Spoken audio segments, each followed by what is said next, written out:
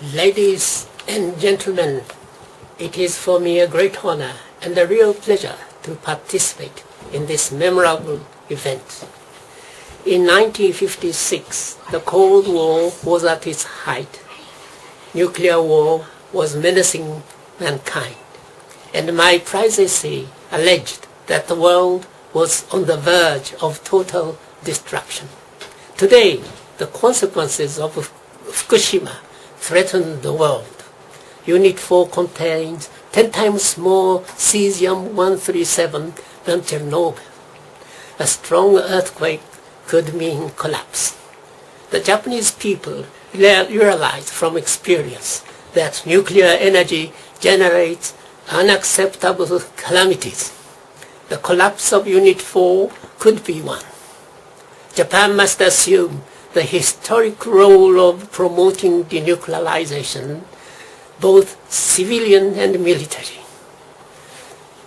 Ignoring the conditions of the Fukushima, nuclear reactors continue to be promoted at home and abroad. Fukushima must not be forgotten. In the name of the victims and 170,000 refugees, I call for a total ban of nuclear energy. The world must realize that any radioactive contamination creates immense and permanent harm for mankind and the earth. 3 Mile Island, Chernobyl, and Fukushima are no less dreadful than atomic bombs. Nuclear reactors are potential super bombs.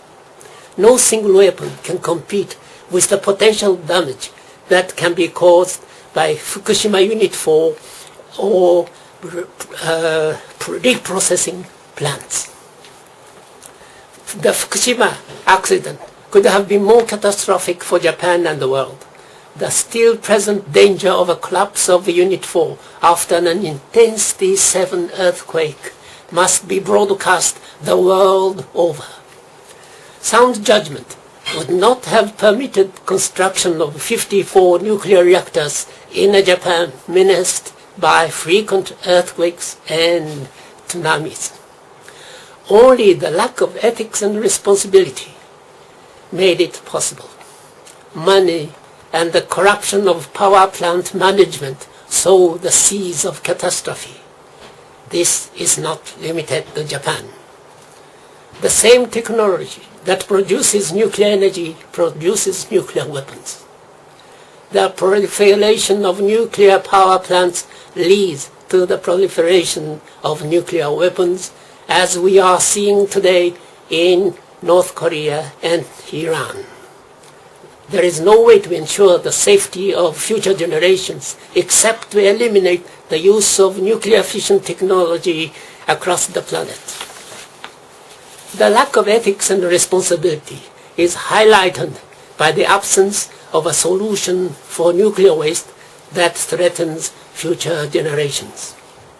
The Japanese nuclear village or nuclear dictatorship envisions the restarting and export of nuclear reactors, thus regaining the offensive for the Japanese nuclear industry. This is immoral. It shows no sense of international or intergenerational responsibility. Alas, I fear it will last. Japan should warn the world of the consequences of not heading towards denuclearization. 8 years ago, I predicted that Japanese electric companies would decide Japan's fate. 2 years ago, at the World Congress of International Physicians for the Prevention of Nuclear War in Basel, I pleaded for mobilizing human wisdom to avert the ultimate catastrophe a nuclear calamity could produce. Sadly, these warnings did not deter my fears. Considering the worldwide consequences of a nuclear accident, countries not possessing nuclear reactors should urge denuclearization, be it military or civilian. Countries already opting for nuclear energy should do so as well. Originally, Japan had a maternal culture characterized by harmony and solidarity. After the Meiji Restoration was introduced to Japan, a paternal culture characterized by competition and confrontation in military form. History shows that paternal cultures end in catastrophe. Fukushima is the result of the supremacy of economy, another form of paternal culture introduced after World War II. The maternal culture of harmony is the remedy for the paternal culture of power. Nuclear accidents cause limitless consequences unacceptable to human society. Fukushima is a reminder that the possibilities of such a disaster should be completely zero. The great principle of a world without nuclear weapons and reactors should not be forgotten.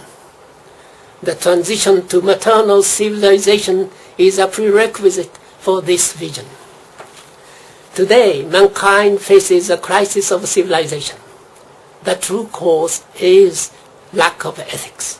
Fundamental ethics would prohibit the abuse and exhaustion of natural resources, leaving permanently poisonous waste and enormous debts in its wake.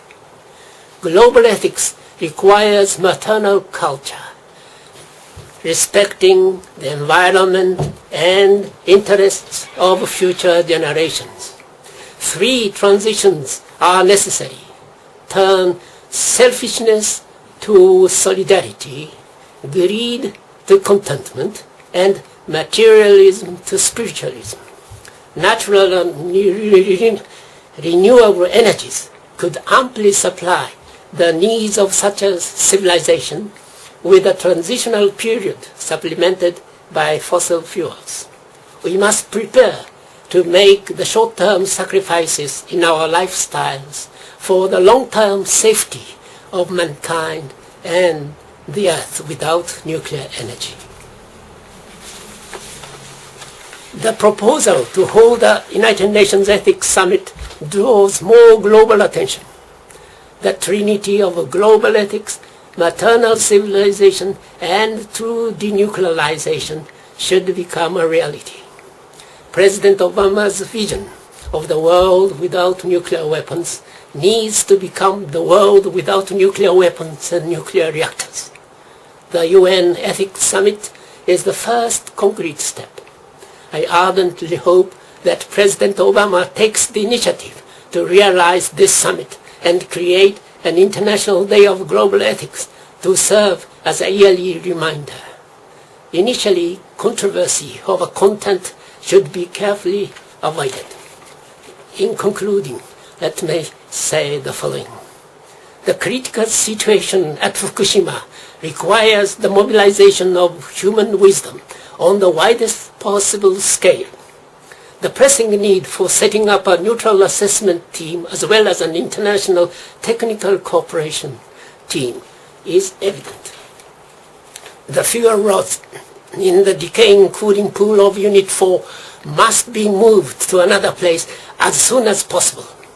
It is a global security issue requiring maximum efforts, which regrettably are not being made.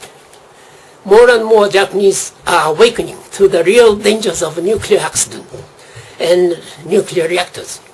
Japan is thus heading steadily towards establishing zero dependency on nuclear energy. The will of heaven and earth is my translation of Providence as philosophy, protecting mankind and the earth. It will help achieve true denuclearization, civil and military, in due course. The rage of those who lost all will continue to enliven anti-nuclear movements in Japan and eventually abroad. Japan must now contribute to the realization of true denuclearization.